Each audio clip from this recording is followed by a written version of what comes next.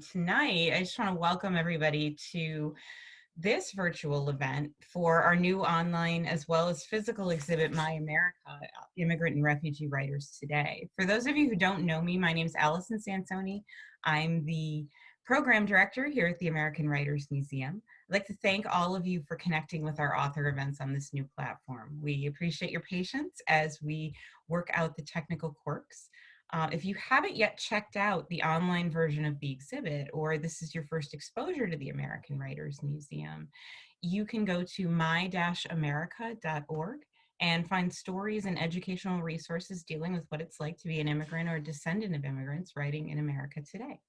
One of the faces that you'll see in that exhibit is graphic novelist Ngozi Ukazu, who's here with us tonight. Her new book, Check Please, Sticks and Scones, follows up the incredibly popular debut installment of a young Southern gay man playing hockey and baking pies in a small New England town. Welcome, Ngozi. Thank you for being here with us tonight.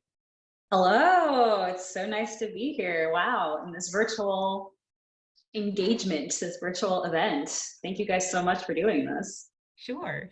And just to let people know who are following along at home, we've got, if you hit the Q&A button down at the bottom, you'll be able to ask a question as we go on. So a little bit later in the conversation, we'll open those up and we'll either read the questions from the chat, or we will maybe take some of the questions live if we call on you and you raise your hand to ask a question. So that's how that'll go. So, but Ngozi, first of all, I wanted to ask you how your book tour is going. I'm sure this is very different from how you planned it. Yeah, it's so funny. This is like the first time I've ever really done like a lot of like bullet journaling with washi tape and highlighters.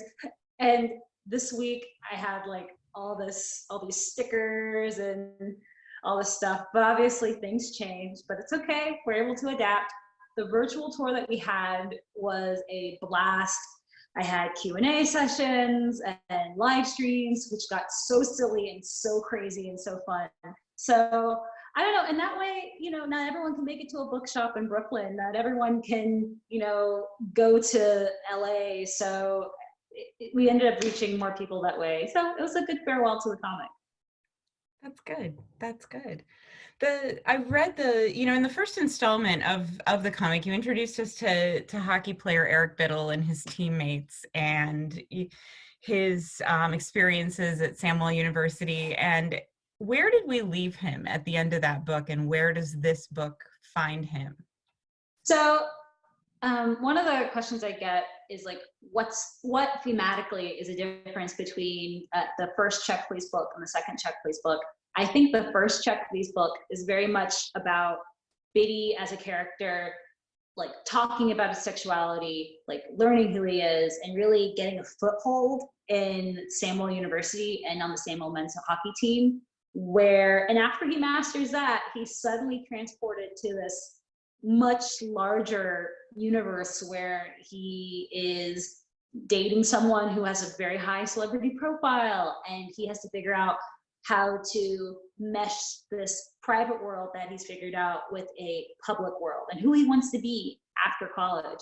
So I'd say hashtag hockey, which comprises freshman and sophomore year, is more about Biddy kind of figuring out kind of his private self, and then the sequel and also final installment is him figuring out his public persona and who he wants to be as he grows up. Yeah. One of the things that, at first you mentioned it's very much an outsider account at first. He's afraid to tell his teammates that he's gay. He's afraid to get hit. He's afraid to get checked. And he really grows over the course of the comic, and then especially in the second installment, he really gets to the point where he's protecting and empowering other people. He's looking beyond himself. Were there directions that you were very sure that you were going to take him, or were there things that came up in the writing that surprised you? Oh yeah, actually a lot of it surprised me. I was actually just talking with a fantastic writer, Marissa Meyer, today, author of the Lunar Chronicles, as well as many other things. And we were talking about how oftentimes your characters will surprise you. You don't really know who they are until the first, like the second, third, or fourth draft. For me, I don't think I figured out who Biddy was until the very end, because as I was writing him, he would make all of these decisions and kind of do things I didn't expect. And it's always pleasant when a character kind of, Oh, you're did so it go down? Oh, well. It happens. I feel like that guy who was really popular had that viral video of his kid coming in. Coming in, yeah. Everyone knows how it is now. Yeah. But back to the question, like, I think Biddy, it wasn't really planned. A little bit of it was improvised. I wanted to instill in Biddy this core of kindness, but also fear and a little bit of shame, and have that be his guiding light to how he interacts with people, how he wants to be treated. And yeah, like he just wants to take care of people, but he desperately also wants to be accepted himself. So yeah. Well, and he starts to want that acceptance for others as well. Yeah. You know, you sort of see him extending that beyond just, you know, I want my teammates to be okay with me, and extending that to, you know, I want you to be okay with who you are. And I found that outward turn really fascinating. Yeah. So in Check Please, the second book, hashtag Sticks and Scones, there's this whole storyline where Biddy discovers that one of his teammates, you know, is in some sort of relationship with a member of the male lacrosse team. So there's this interesting thing that happens where Biddy is at this point like openly gay, openly queer, and he is proud of who he is. He's still struggling with how he relates to his parents, but he knows he knows who he is by this point. And when he sees this character kind of surreptitiously engaging with, you know, his own sexuality, I think Biddy's knee-jerk reaction is to say like, oh, he needs my help. I know exactly what he's going through. He's doing this and this and this, and I just want to be there for him. But actually, I love writing this character, which I almost don't want to say it, so I don't want to spoil people. But I love writing this character because this character was very much against that. He didn't want Biddy's help. He didn't want Biddy to try to organize and rummage through his private life. He just wanted to figure things out on his own without being in the limelight. And I like that complication because it's the flip side to Biddy's kindness. Sometimes he projects his own insecurities into others and tries to repair them when he probably should just take a step back and see if they want his help. Yeah. Well, and learning how to navigate that world has been a big part of his story. You know, how he fits in with not just in the world of hockey, but also in the world, you know, just generally young men in that time. I was really struck by the immersion in language in the books, in that you know, not just the hockey terminology, although I was, as a hockey fan myself, I was dying laughing at some of it, but like, just, you know, the idea that there is this secret language that people in these high stress situations speak to each other. Yeah. Tell us a little bit about how you learned that language. So it's so funny. When I first got the idea for this comic, it was my senior year of college, and I was doing research on a screenplay I was writing about hockey. And I wanted to write this screenplay. If we take a few steps back, I wanted to write this screenplay to kind of answer the question of this one hockey player I interacted with just definitively said that there was no gay guys on the hockey team. And that, of course, planted a seed in my brain that always wants to just mess with gender and sexuality. And it sought to answer this question by writing a movie about it, a full-fledged screenplay. And so I had to immerse myself in the world of hockey. And in doing so, I kind of became an ethnographer, because it's really like this homosocial environment, one. It's also a very white environment, two. And then it's this whole other realm of sports and, you know, again, it's homosocial, so it's mostly men. And in order to, in order to kind of penetrate that community, I had to learn the language. And it's stuff like just the more surface level stuff of the different terminology in the game. So like, you know, periods and what is icing, what is the blue line, like, and all that stuff. But it's also the other types of language, which is like, what is chirping? What are wheels? Like all that different slang that these like people use just within their own social groups. So I have this very like interesting obsession, because you might realize I am not a white man. I am not a white man, a Black woman from Houston, Texas. But I have this perhaps fascination with, it's probably obvious by now, but it's like I have this fascination with like cultures that are very much not open to me, penetrating them, mastering them, remixing them, and then just putting them out in the world.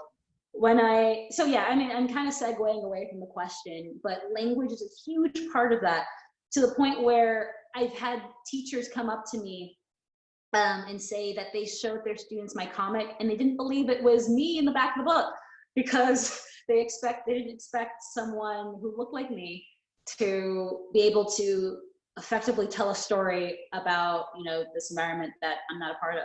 So again, I'm segueing away from the question a little bit, but I remember at New York Comic Con, I was asked to do the keynote speech on the importance of graphic novels in education. And one of my main theses is that I love looking at the world and remixing it kind of in my own point of view. And comics are a really very strong tool for doing that, because you have control not only over, you know, the backgrounds and the casting, but you also have control over like the language and making characters say what you would want them to say. So yeah, you're creating a character, not just, you know, not just in your imagination, not just in words, but in illustration as well. So you're showing people what these people look like and yeah, what they're doing in a, you know, in a very different way, I think. yeah, yeah. And it's so funny, because I remember when you guys first approached me to talk like about with the American Writers Museum, it was on this basis of my having a first generation background.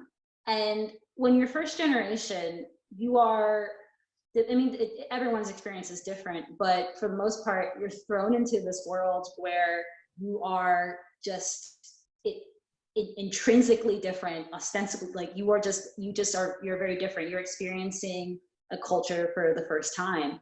So like in my own progress as a storyteller, I want to tell more stories about people who look like me and talk like me, like basically nerdy Black girls. But I was oddly, and I would say pretty well equipped to tell Biddy's story, because it's an outsider story as well. And I tend to look for those stories, like, and I tend to just write those stories inherently. I don't know why. Yeah. What were some of the outsider stories that resonated with you growing up as a first generation immigrant, and as, you know, second generation, and as, you know, as a young writer? Oh, that's such a funny question. I think that the stories that really like struck a chord with me were probably about found family, and like they always had that theme. Like, and it could be something like Avatar: The Last Airbender, where the main character Aang loses his entire family because of genocide, but is able to kind of reconstruct a family with people from all the different nations. So beautiful.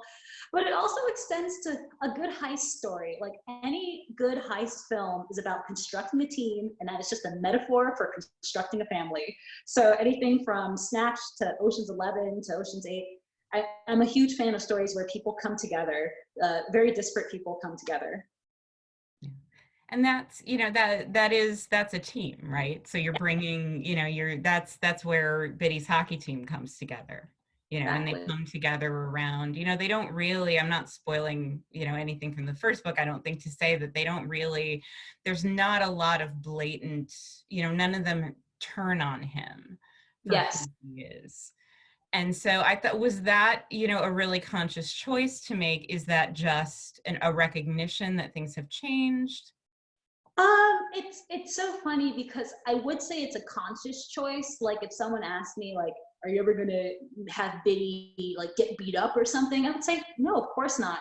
But it's also this unconscious thing where those aren't the stories that resonate with me. I love stories of acceptance. I love stories where unlikely characters and unlikely people enter into an environment and they are accepted.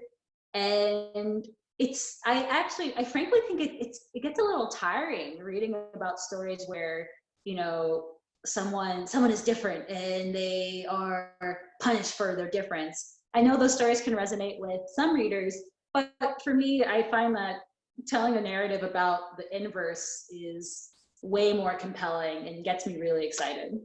Yeah.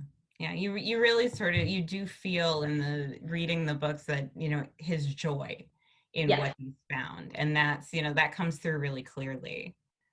How did the work change, in between the first installment and the second, you ran this incredible Kickstarter to take it from a comic to a graphic novel. How did that change your writing?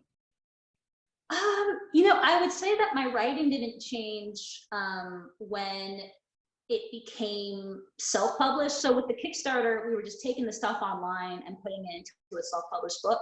I would say that my writing probably really started to change when we found that new kind of bigger platform of traditional publishing.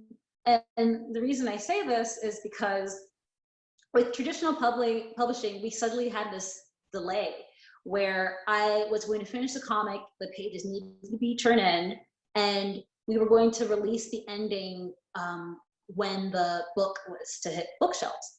And in that delay, I found this very interesting space that I didn't really get to exist in when I was making serialized work like every 2 weeks, publishing a chapter. And that space was of vulnerability, where my writing could be a little bit more ambiguous, could be a little bit more, I guess, risky.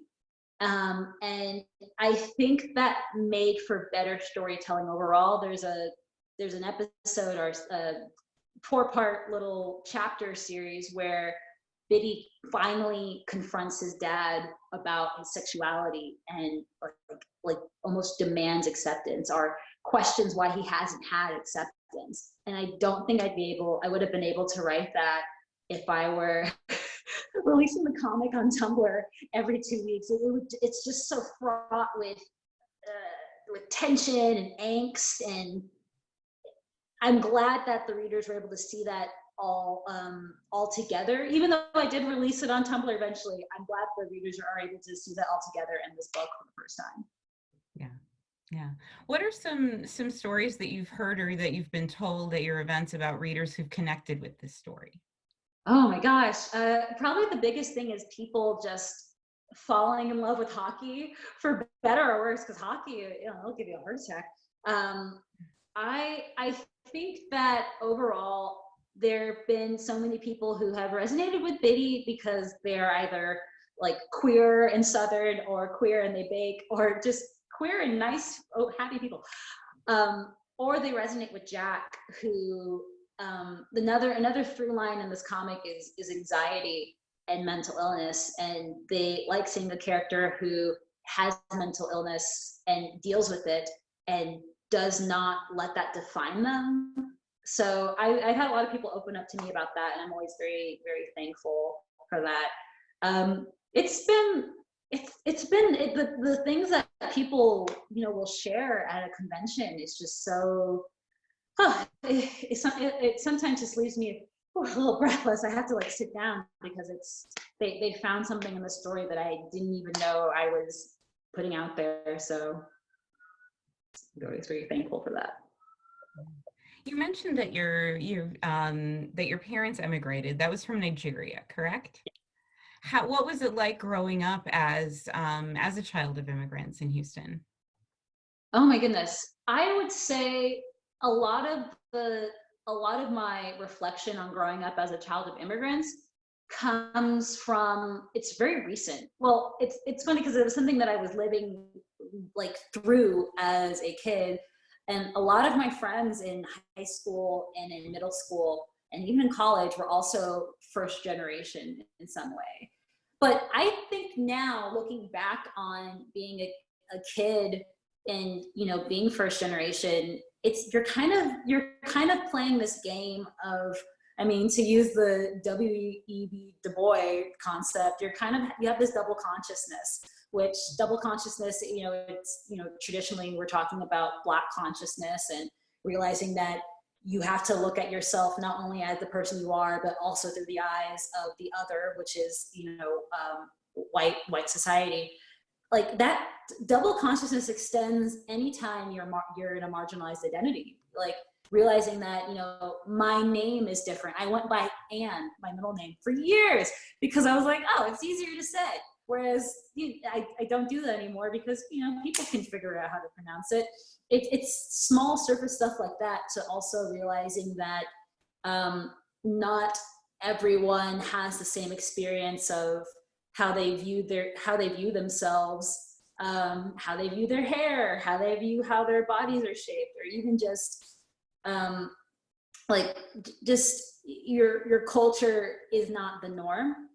And so I think I spent a lot of time assimilating. It's so funny. It's so funny to talk about how I'm kind of interested with stories about acceptance. It could be because psychologically, and I know all the participants are leaning in because they're like, "Man, this is like a therapy session."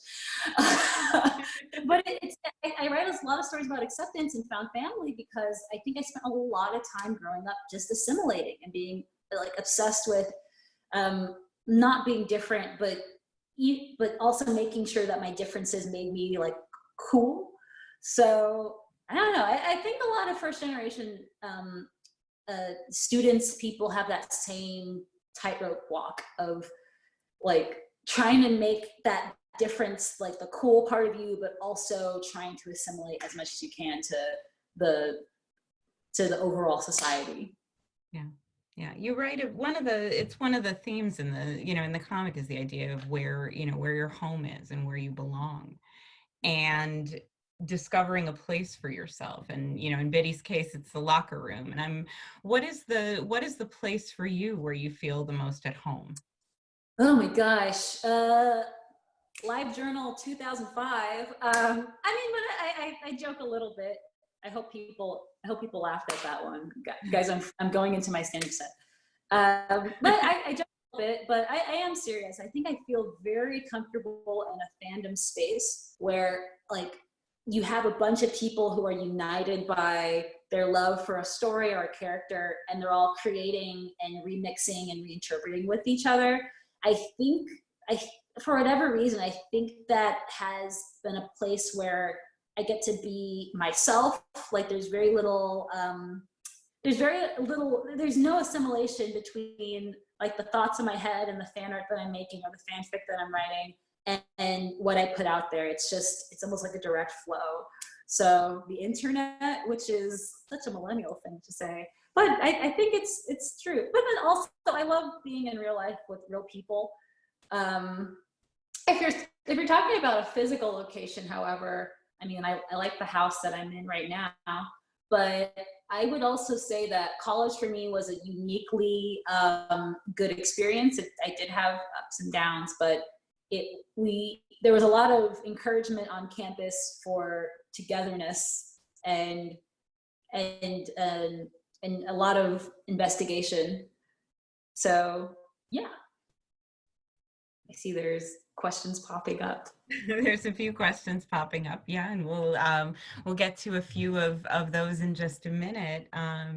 We talk a lot about in the immigrant writers exhibit, and also the idea that there's this obligation that people feel to the people that they came from, to the communities and the places that they came from, to to tell a particular story or to do things in a particular way. And, I saw a little bit of that in the comic. Eric and Jack talk pretty frankly about not wanting to let their families down, not wanting to let their teammates down.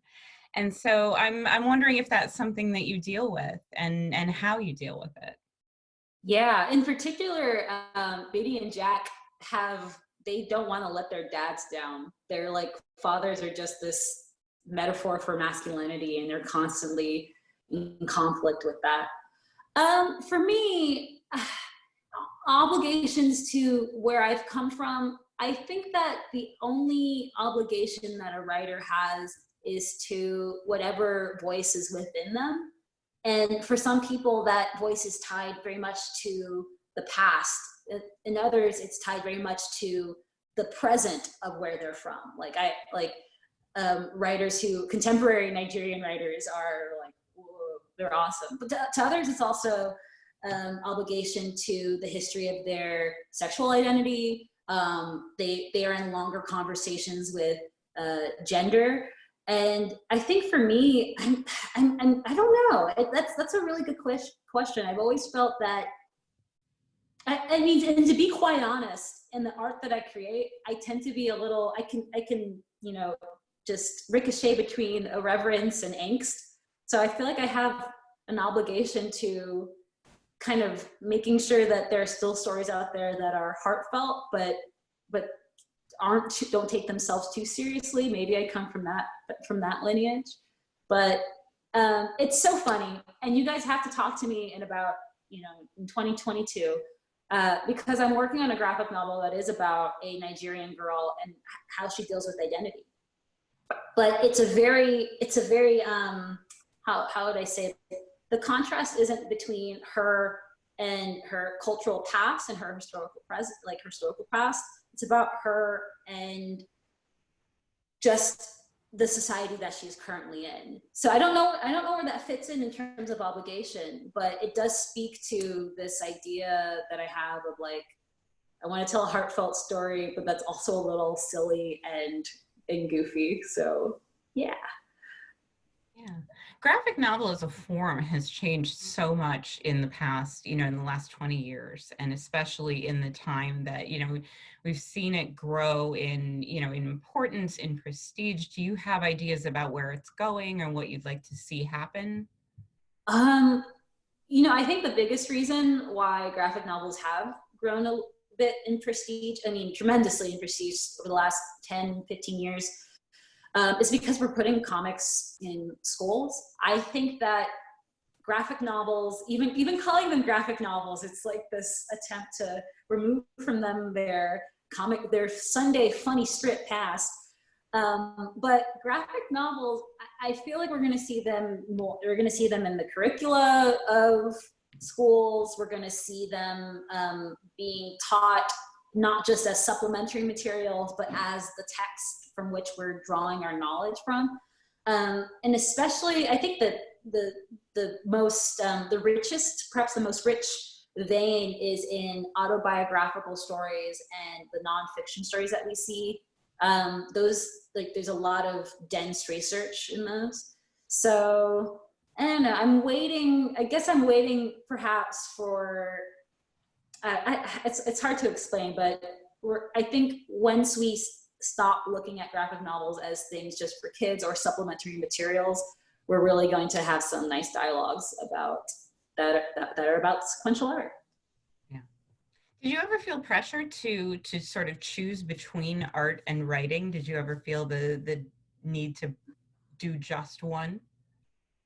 To be honest, not so much. I think that in the back of my head, and this is my honest answer, is like if I'm just writing, I guess I can just draw fan art on the side, and if I'm just drawing, I guess I can write fan fiction on the side. I'll get my outlet from something.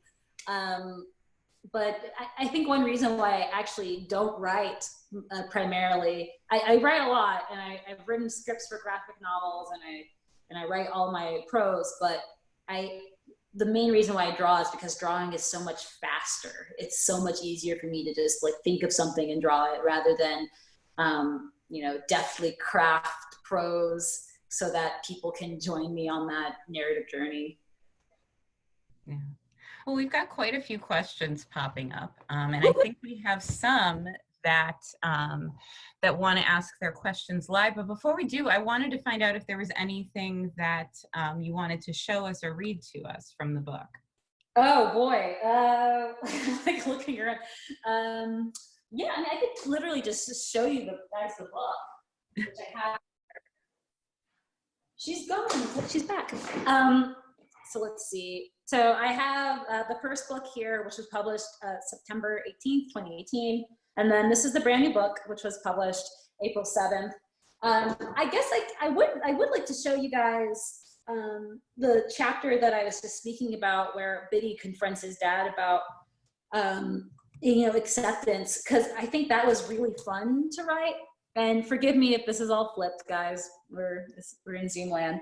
But they have this argument, and I think this is definitely not tooting my own horn, but where sequential art is at its best, it's when you get to do something that is idiosyncratic to the medium. So I tried to do that with this argument where Biddy and his dad are, I'm just gonna get right over here.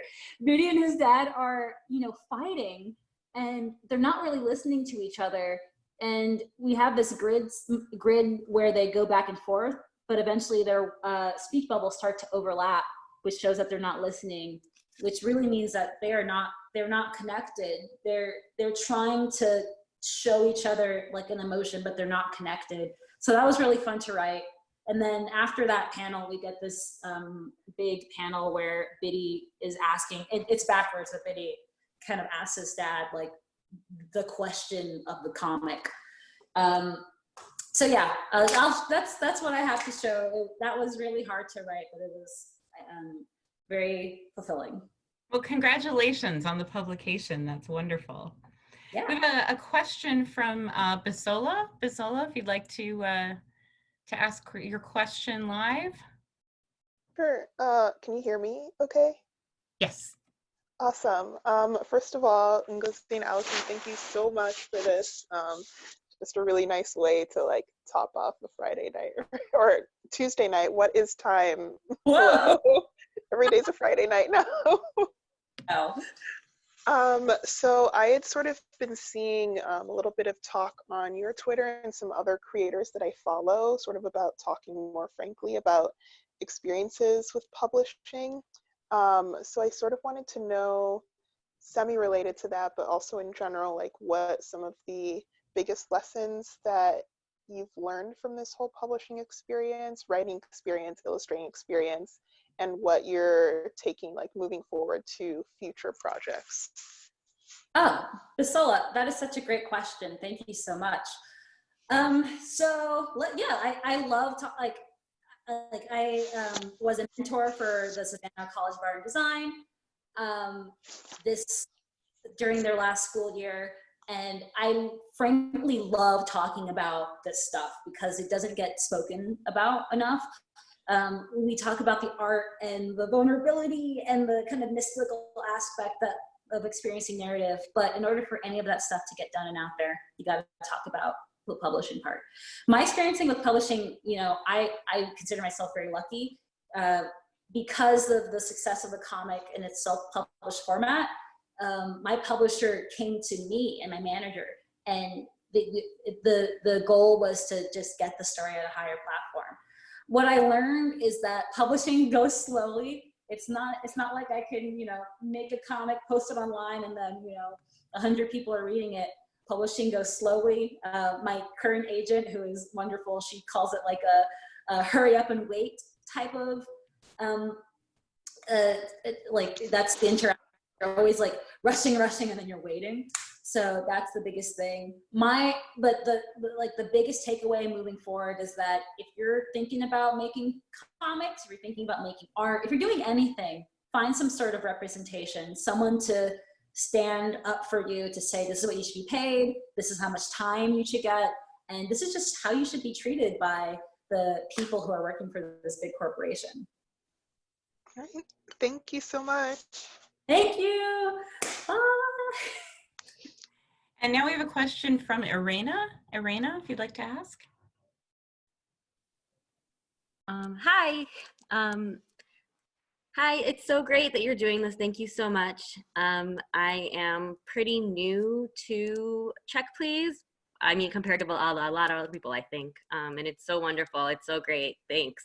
I'm just curious, is there a character that you have really trouble maybe drawing or writing? That's a great question. The character that I probably have the most trouble drawing is Biddy.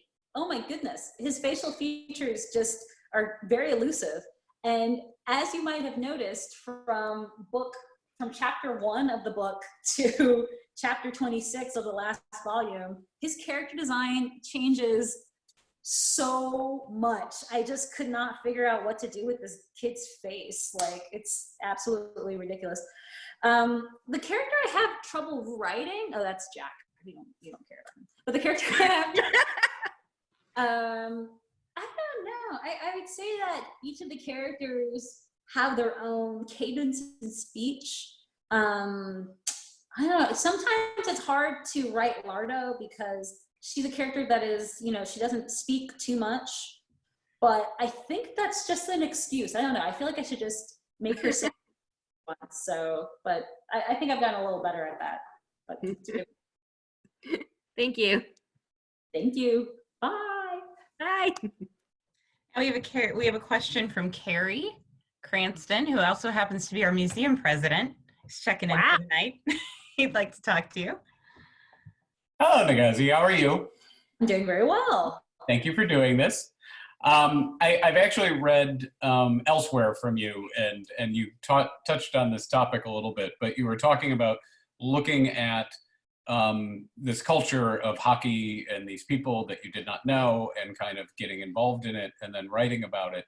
And it brings up the issue of the notion of a cultural appropriation that sometimes comes up. And I know you've spoken on this subject, so I was wondering if you could expound on it a little bit on when it seems right and wrong and that type of thing. Yes, this is actually one of my favorite topics to discuss. Cultural appropriation, which I think is often a misused term. If we are referencing another culture, is that cultural appropriation? If we are taking from another culture, is that cultural appropriation? I think that cultural appropriation happens when it's done without respect and research. I think it needs to be actually respect or research, but it's the ultimate whammy when it's both. And there's also the inherent power dynamic of which is the culture, which is the culture that perhaps has the power to represent itself, and which is the culture that does not. So I actually, I know you're not even implying this, but in my case, taking hockey culture and reinterpreting it because like white male culture tends to be more, have a little bit more power. It's more of a borrowing and like reinterpretation. Whereas if perhaps, I don't know, like instead of helmets, they started wearing like galas at like, Nigerian hats at events, it'd be a little bit less, the power dynamic isn't always, one-to-one. But I think the most important thing is that if there's research and respect, it really removes that negative connotation. So I'm trying to give an example. It's hard to give examples without throwing people under the bus, but I'll say that I've seen it done so well where people take the time to enter into a culture respectfully. When I go into a hockey rink, it does feel a little bit like church because that so many people's family memories are tied up in it. And also, I mean, just their like personal memories. And then when you go into research, it is about that stewardship of I'm learning about something that I don't know, and I'm presenting it to people, and this might be their first interaction with this culture. So I did a talk at TCAF in 2017, I believe, about writing what you don't know and how to avoid the pitfalls of appropriation. So I did a whole talk on it. I love talking about it. It's really fun. Well, I appreciate you talking about it a little bit more here. I had another question which I was going to throw at you, and it kind of ties to this. You know, when you talk about comic books and you talk about something like this, I would give the example of, say, Black Panther. If you go to the inception of Black Panther and, you know, the gentleman who created it versus, say, the run of Ta-Nehisi Coates and some of the other runs that are going on now, those are obviously examples of something where there was some level of cultural appropriation in the early days that has still manifested in something that was utilized by a lot of different voices. But it leads to my other question with you. What other comics or graphic novels are influential on you as a writer? Yeah. Oh my goodness. That's a really great question. I grew up reading like kind of two main veins. There's so many different types of comics. There's like European comics, like, and then American Western comics, and then manga. Those are like three biggest veins. And I think I really was attracted to manga and then like traditional American comics. And comics, I mean, they're funny stuff. It's goofy stuff. So I loved when I was 13 reading Tokyo Mew Mew, which is about a girl who turns into a cat sometimes. She's a superhero. What fun. I also loved reading Justice League International, the De Mateus Giffen run, which is as close as you can get about superheroes. It's just nutty. So those are the comics that really hit me because I wanted to tell stories about people who got to do fantastical things, but you know, just for a little, just a dash of irreverence because, you know, it's comics. It's Garfield. We're in the medium of Garfield, guys. So, but also we're in like the medium of like Fun Home and a bunch of wonderful things too. So we have great range. Awesome. Thank you for that. Thank you. Those are wonderful questions. Next up, we have a question from Richard Sandoval.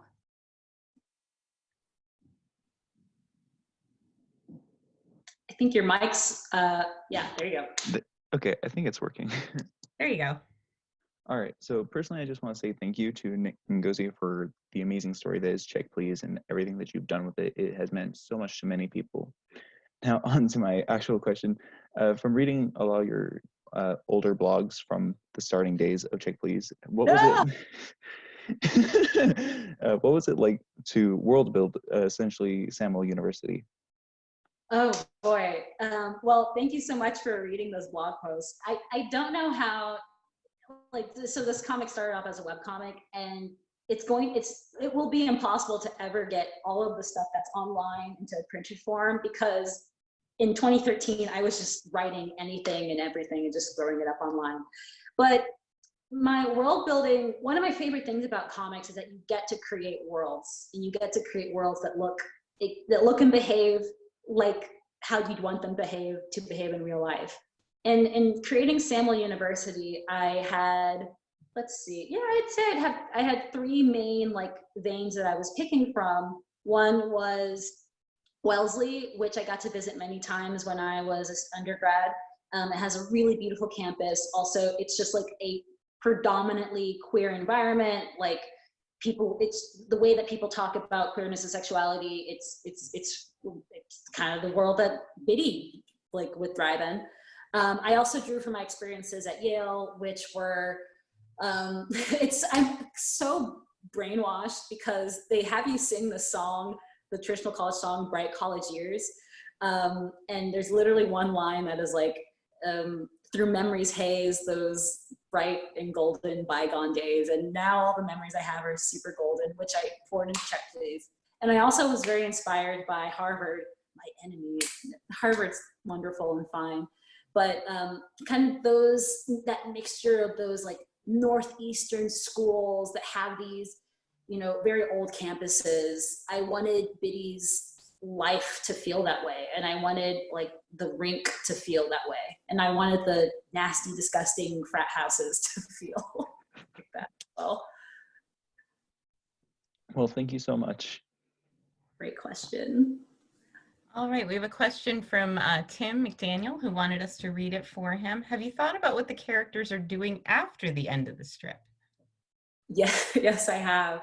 I think the number one question I've been getting is like, why don't you do more Check Please? epilogue, epilogue, just straight up chanting epilogue, epilogue.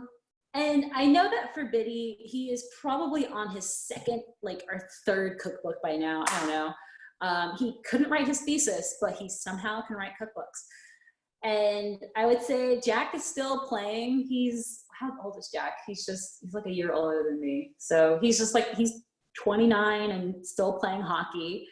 I won't go down the entire character list because I don't know what every single character is doing, but that's the fun of making this comic. Still, I still post illustrations every once in a while when people ask questions to the characters, and sometimes I just figure it out that day, like, oh, I guess this is what Tango would be doing 3 years after graduation. I find myself particularly curious about Ransom and Holster, I'll be honest. I think they're still doing consulting and just making loads of money and then going on incredible vacations. So would they have been at the Fire Festival? I think, oh my God. I think they would have gotten like exclusive tickets. Yeah. And also everything. Yeah. That's the type of thinking that we need in America. Holster be at the Fire Festival. Yes, absolutely. Yeah, we have a question from Emma. Emma, if you'd like to ask your question. Yeah, hi. So I know that many of us are maybe kind of using this Zoom as an escape from the current situation with coronavirus, but I'm afraid I'm bringing it back up. Vulture did a piece called If I Wrote a Coronavirus Episode, where TV writers submitted how their characters respond to COVID-19. It was wonderful, and I really enjoyed getting to see how these different characters would react. And I was wondering if you could tell us how Biddy and the rest of the crew would respond to the coronavirus situation. That's a great question. I love Tina Fey writing Tracy Morgan. I always get, no, Tracy Jordan would do during the coronavirus. Gosh, that was so funny. I actually have to, for a second, my publisher, they assigned me to do this. So you'll see this answer coming up.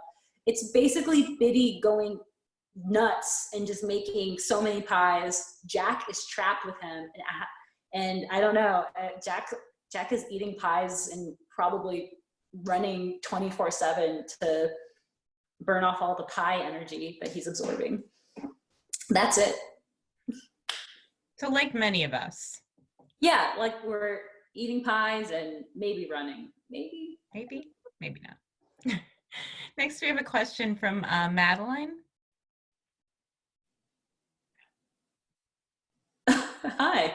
I love this picture. I didn't realize I was unmuted already. Hi, I would just like to say hello. I'm a big fan of yours, Ngozi, and Check Please is so wonderful. And I guess with that, as such a big fan, I was curious how like fan-in and like strong fan opinions. You had mentioned on a Instagram Live last week how you think a lot of fan-in is like absolutely crazy. And I didn't say that.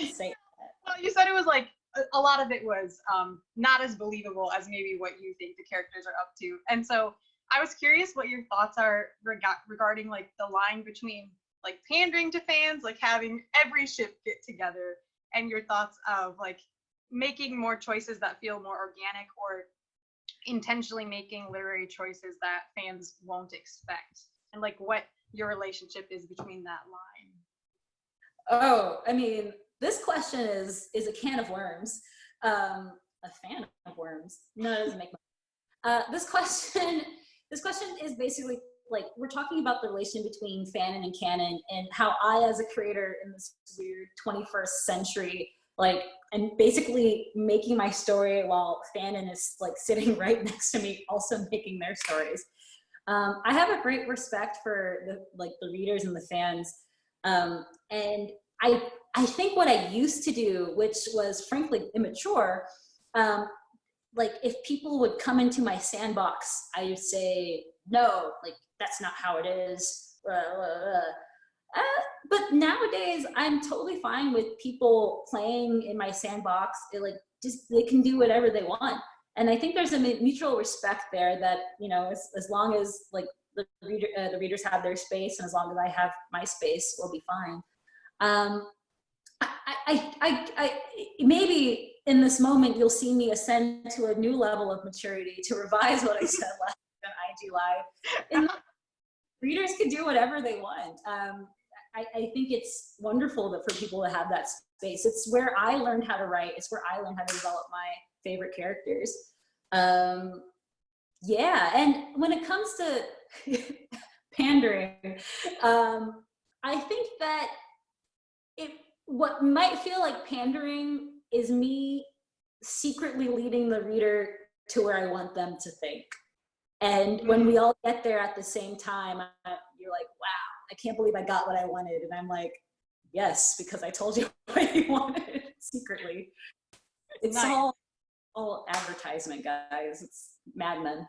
So, yeah. Thank you. That was such a great answer. That was a great question. Thank you. We have a question from Aiko Lovejoy.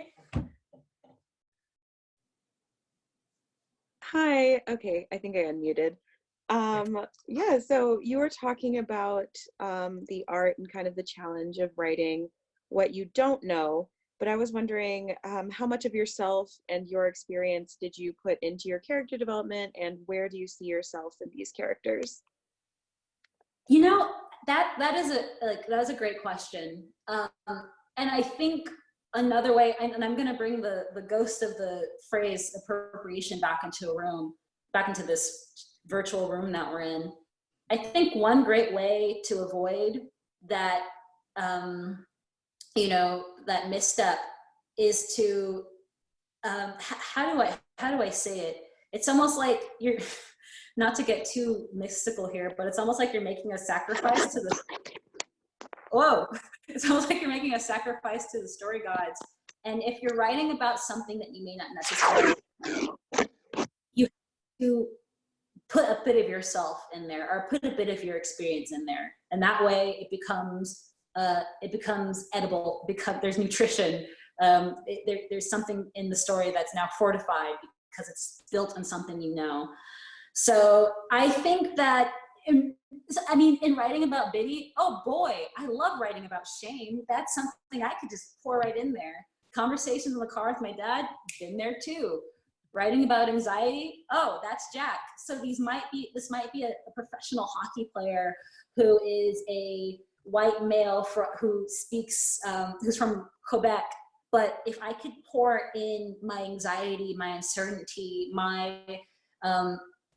are my friends, or like one of my best friends, if they are dealing with trying to please a father figure in their life, if I can pour that in, it becomes a little bit more authentic. You gotta give a little to get a lot, I guess. Ooh, I guess that's really it. Thank you. That's a great answer to a kind of complicated question, so I appreciate it. We like complicated questions. Yes. American Writers Museum. Our next question comes to us from Caroline Schlegel. Caroline? Schlegel. Hi. Can you hear me? Yeah. All right, cool. I know you touched kind of briefly on this topic earlier in your talking about how you wanted to write a story of acceptance and how that's kind of the story that resonates with you. But I wanted to get a little more specific with it because I know since the beginning of like when I've been reading it for about 4 years now, you've been really adamant that the story is going to have a happy ending. And this story is going to, Biddy's going to have a happy ending. And I just kind of wanted to know more about how important it was for you to be so certain about that from such an early point in the comic.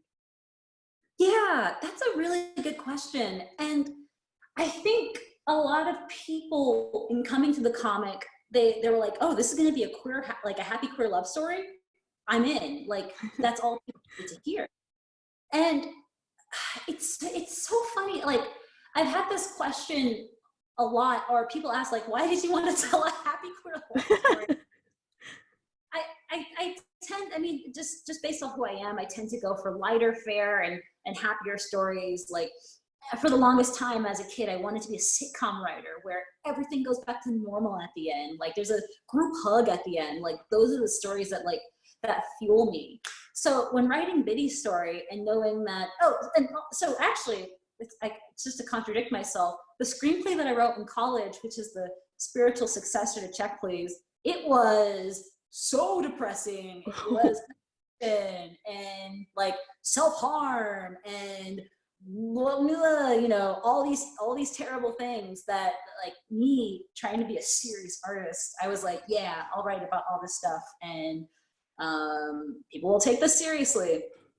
I think after even just like 4 months of doing that, I was like, okay, I'm not doing that for like the next 6 years. So it was a direct reaction to that. Like, this is like, in that story, even though that did have a happy ending, the character went through so much angst and self-hatred that I tried to, like, just for my own personal narrative psyche, just ricochet in the other direction. Like, so I always knew that was going to be a happy story instead of the really depressing one that I told before.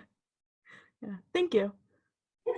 We had a question in our chat from Jane Irwin, who wanted to know that I think you just touched on a little bit, which is that, is there a natural path from being a graphic novelist to being a screenwriter because you're so familiar with the visuals?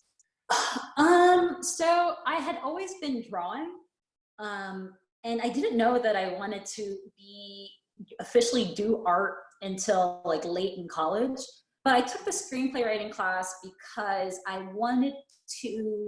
just wanted to brush up on my writing skills. I didn't think that I would publish the screenplay or anything would really come from it. I just wanted to tell a complete story. But screenplay writing and comic writing is very similar because you are thinking about visuals. You could do a voiceover in a screenplay and you have a thought bubble in a comic, but that's not really, you want to stay in the visual realm and like in the action realm in the present when you're doing both of those storytelling methods. Our next question is from Devin Sweeting. That's an awesome name.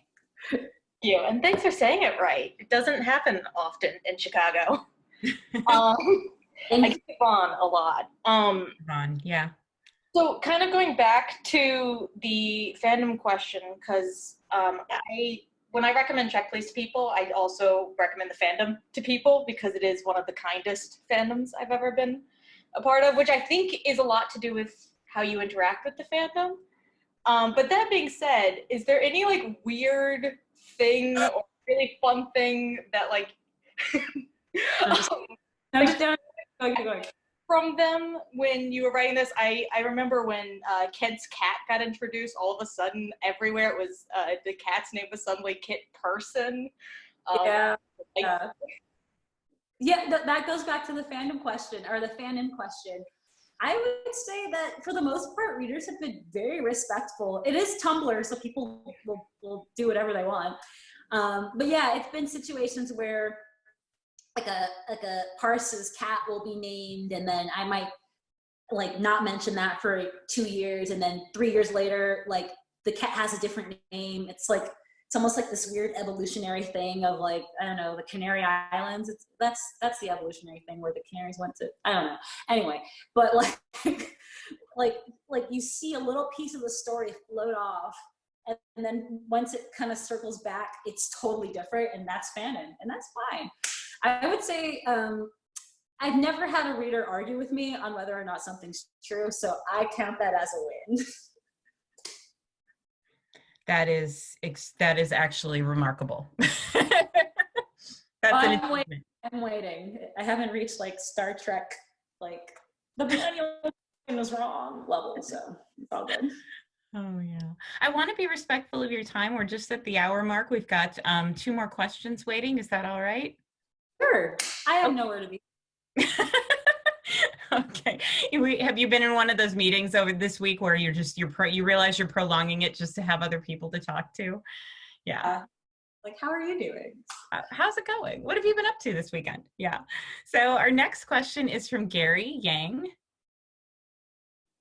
Oh, I love your Zoom picture. It's wonderful. Oh, it's an Italian beef. That's amazing. So I just want to express my gratitude for you being here and doing all of this. I wanted to ask, and I'm going to throw out a really basic, high school literature question out there. But I was wondering, why you chose Check Please as the title, and if you'd been juggling around any other ideas for what you would call the comic. I actually have never been asked this question. So that means it's a good one. When it comes to certain areas in my art, some parts of me are just so basic, and coming up with titles is perhaps the most basic part of me. Like I find it very hard to get dramatic or like emotional. So I think Check Please came from like thinking about, oh, what if there's a character who's scared of checks? What if they like to bake? Oh, that's like kind of food related. Check Please. Boom. The funny thing is the logo, which is this hockey stick that's a check mark, that happened when again, this is like we're not doing high level thinking here. I was just drawing a hockey stick and I said, oh, that looks like a check. Oh, the comic's name is Check Please. It was just like, yeah, lightning strikes and sometimes it doesn't strike at all. Sometimes you just gotta deal with what you have. Yeah, thank you. I had just always been curious about that because I came across the comic looking through a sports and sexuality syllabus at my school. Yeah. And I saw a book called Check Please and I was like, what does that have to do, with this? But yeah, thank you. That was a great answer. Thank you.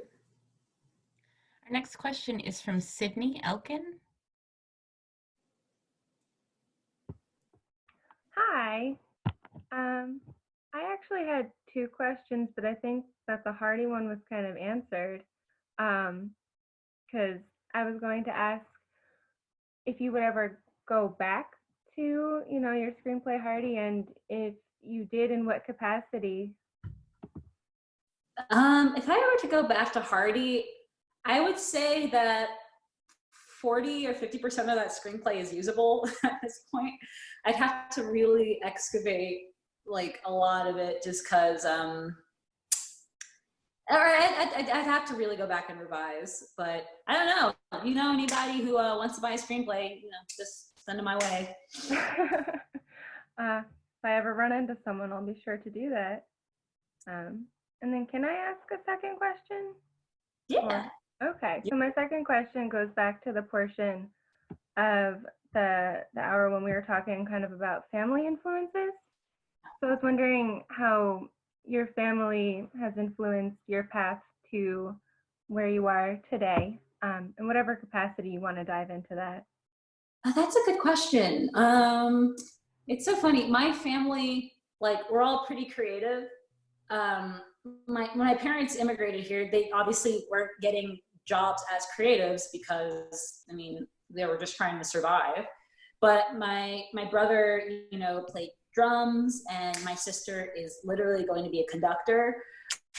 So we all have this weird, interaction with storytelling. And I think a lot of that just comes from, to put it glibly, we watched a lot of TV growing up. But I also think that in Nigerian culture especially, like storytelling and having any type of verbal acuity I think it's held in high regard. So telling stories and setting up jokes, that's just part of my family. Like even to this day, we talk a lot and we share stories, and even sharing stories or sharing emotions is very important. Thank you. Yeah. How has your family responded to the work? Yeah, pretty good. My family is kind of like, wow, all that drawing that you were doing after school at high school, it's now something people read.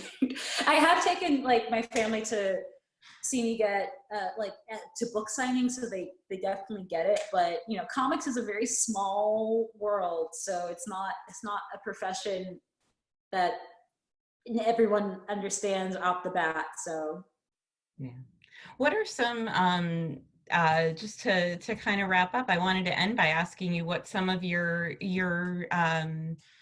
current projects that by other writers that you're excited about, that you're reading now. Who are some people that you're seeing come up that you're really, really jazzed about. Well, you guys everyone has to check out Dragon Hoops by Jean Yang. That story is really, just really smart. It's some of the best sports journalism that I've ever read, but it's autobiographical, and it's also extremely vulnerable in many places. So it follows a high school basketball team's journey to the state championship, but it also follows a lot of Jean's life as well. So definitely I would check that out. What am I excited for? I mean, that one's on my mind. I just finished reading Laura Dean Keeps Breaking Up With Me by Mariko Tamaki and Rosemary Valero O'Connell.